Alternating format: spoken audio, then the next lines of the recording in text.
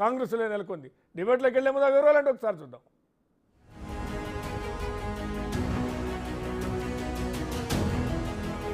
Telangana politics లో ఇప్పుడు jumping time నడుస్తోంది. ముఖ్యంగా బీఆర్ఎస్ ఎమ్మెల్యేలు తమ దారి తాము చూసుకుంటున్నారు.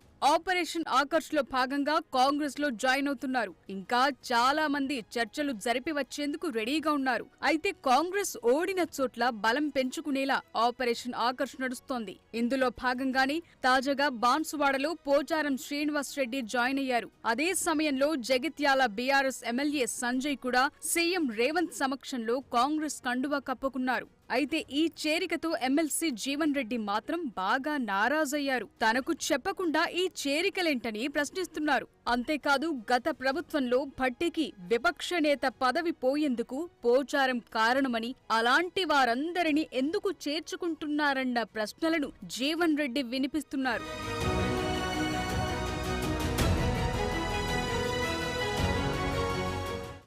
సీనియర్గా నాయకులు 83లోనే వారు చట్టసభలో పోటీ చేసినటువంటి నాయకులు ఇప్పటి వరకు చట్టసభల్లో ఉన్నటువంటి కాంగ్రెస్ పార్టీలో చట్టసభలో ఉన్నటువంటి నాయకులు అతి ముఖ్యమైన సీనియర్ నాయకులు వారు కొంత మనస్తాపం చెందారనే విషయం తెలిసింది. కాబట్టే కాంగ్రెస్ పార్టీ మొత్తం మేమంతా కదిలి వచ్చాము ఇక్కడికి. వారి ఆలోచనల్ని, వారి మనస్తాపానికి కారణమైనటువంటి విషయాల్ని తప్పనిసరిగా పార్టీ నాయకత్వం దృష్టికి తీసుకుని వెళ్తాం. పార్టీ నాయకత్వం కూడా వారితో నిరంతరం మాట్లాడుతుంది, ప్రయత్నం కూడా చేస్తా ఉంది. కాంగ్రెస్ లో ఉంటే పోతాను ఎవరు అనుకుంటున్నాం? కాంగ్రెస్ లో పోవాలని ఎవరు కోరుకుంటలేదు. కాంగ్రెస్ లో ఉండాలని కోరుకుంటున్నాను. నేను కూడా కాంగ్రెస్ లో ఉండాలని కోరుకుంటున్నా. ఐఎమ్ సారీ, నేను కాంగ్రెస్ లో ఉండాలనే కోరుకుంటున్నా, పోవాలని కోరుకుంటలేను. నేను కాంగ్రెస్ లోనే ఉండాలని కోరుకుంటున్నా, కాంగ్రెస్ నుండి పోవాలని కోరుకోవటం లేదు. కాంగ్రెస్ లోనే ఉండాలని కోరుకుంటున్నాను. ఎవరి మద్దతు కొరకు కాదు, ఎవరి మద్దతుకు కాదు. నాకు 40 సంవత్సరాల సుదీర్ఘ ప్రజా జీవితం అనుబంధం ఉంది కాంగ్రెస్ పార్టీతో. జరిగిన ఒక పరిణామాలు నాకు ఏదైతుందో కొంత మనస్తాపానికి గురైన నేను ఈ పరిస్థితుల్లో నా గౌరవం ఏదైతుందో నా ప్రధాన భావించిన కార్యకర్తల మనోభావాలకు అనుగుణంగానే నేను శాసనమండలి సభ్యత్వం రాజీనామా చేయాలని భావించి నేను చైర్మన్ గారి టైం అడిగి నేను వాళ్ళు అందుబాటులో లేనట్టున్నారు. వారి సమయం పొందిన తర్వాత ఏదైతుందో ఐల్ అప్రైజ్ యూ. కాంగ్రెస్ కు సుస్థిర ప్రభుత్వం ఉందని, కేసీఆర్ చేసిన తప్పునే ఎందుకు చేస్తున్నారన్న ప్రశ్నలను వినిపిస్తున్నారు జీవన్ రెడ్డి. అయితే చాలా లెక్కలు వేసుకున్న తరువాతే సంజయ్ జాయినింగ్ జరిగిందన్న వాదనను ఇంకొందరు హస్తం నేతలు చెప్తున్న మాట. అటు పోచారం చేరిక విషయంపై ఏనుగు రవీందర్ రెడ్డి అనుచరగణం అసంతృప్తిగా ఉన్నట్లు తెలిసింది. వారంతా మాజీ మంత్రి షబ్బీర్ అలీని కలిసి తమ వాదన వినిపించినట్లు చెప్తున్నారు. పోచారం రావటంతో ఇకపై బాన్సువాడలో పరిస్థితులు ఎలా ఉంటాయోనన్న విషయాలపై చర్చించారు. సో ఇలాంటి ఇష్యూస్ కు పరిష్కారం చూపాల్సి ఉంది. మరోవైపు ఇంకా కొన్ని చోట్ల బీఆర్ఎస్ ఎమ్మెల్యేలు కాంగ్రెస్ లోకొచ్చేందుకు సిద్ధంగా ఉన్నా అక్కడ ఉన్న సీనియర్ నేతలను దృష్టిలో పెట్టుకుని 1కి 2 సార్లు హస్తం అధినాయకత్వం ఆలోచన చేస్తోందన్న వాదన కూడా ఉంది. అయితే కొందరు సీనియర్ కాంగ్రెస్ నేతలు చేరికలను స్వాగతిస్తున్నారు.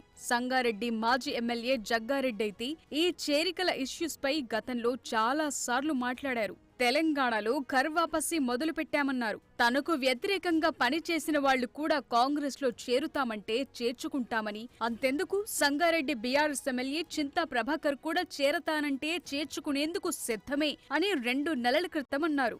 సో కారు దిగేందుకు సిద్ధంగా ఉన్న చాలా మంది ఎమ్మెల్యేలను ఆకర్షిస్తే కాంగ్రెస్ మరింత బలపడుతుందన్న ఉద్దేశంలో ఆ పార్టీ నేతలున్నారు. ఒకవేళ తలుపులు మూసేస్తే బీజేపీ వైపు వెళ్లే అవకాశాలు కూడా కనిపిస్తాయంటున్నారు.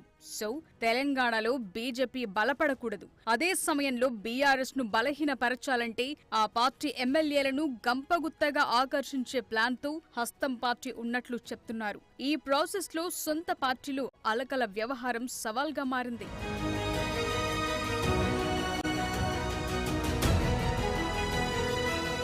మరోవైపు గులాబీ ఎమ్మెల్యేలు కారు దిగేందుకు సన్నాహాలు చేసుకుంటున్నారని తెలిసినా ఓ దశలో కేసీఆర్ అలర్ట్ కాలేకపోయారు. వెళ్లే వాళ్లను బుజ్జగించే ప్రయత్నాలు చేసినా ఎక్కడా వెనక్కు తగ్గటం లేదు. సో చూసి ఇప్పుడు కీలక నేతలే బయటకు వెళ్లిపోయే ప్రమాదం ముంచుకు రావటంతో ఫామ్ హౌస్ లో మీటింగ్ పెట్టారు. జరుగుతున్న పరిణామాలు, ఆపరేషన్ ఆకర్ష్ పై చర్చించారు. ఎమ్మెల్యేలకు జాగ్రత్తలు చెప్పారు. అయితే కేసీఆర్ తో మీటింగ్ అంటే చాలా మంది బీఆర్ఎస్ ఎమ్మెల్యేలు కనీసం పట్టించుకోవటం లేదట. గతంలో 2 దఫాలుగా కేసీఆర్ ను కలిసేందుకు కూడా పెద్దగా అవకాశం రాలేదని, ఇప్పుడెందుకు వెళ్లాలని కొందరు ఎదురు ప్రశ్నిస్తున్నట్టు తెలిసింది. ఇప్పటికే కారు దిగాలనుకుంటున్న ఎమ్మెల్యేలైతే తమ నియోజకవర్గాన్ని పట్టించుకోలేదన్న వాదనను వినిపిస్తున్నారు.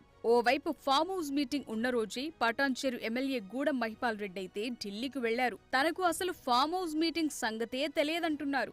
అటు ఎమ్మెల్యే మల్లారెడ్డి కుమారుడు భద్రారెడ్డి కూడా ఢిల్లీకి వెళ్లటం చర్చనీయాంశంగా మారింది. ఎందుకెళ్లారు, ఏం జరుగుతోందన్నది ఇప్పటికైతే సస్పెన్సే.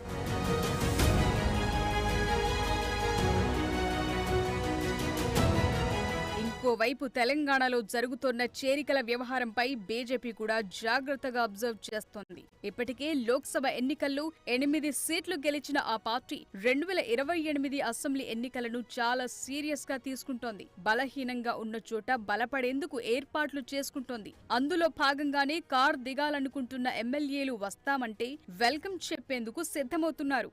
ఇప్పటికీ తెలంగాణలో బీఆర్ఎస్ స్పేస్ ఆక్రమిస్తున్నామని, త్వరలోనే బీఆర్ఎస్ స్థానాన్ని తాము భర్తీ చేస్తామని బీజేపీ నేతలు ఇప్పటికే చాలా సార్లు ప్రకటనలు కూడా చేశారు.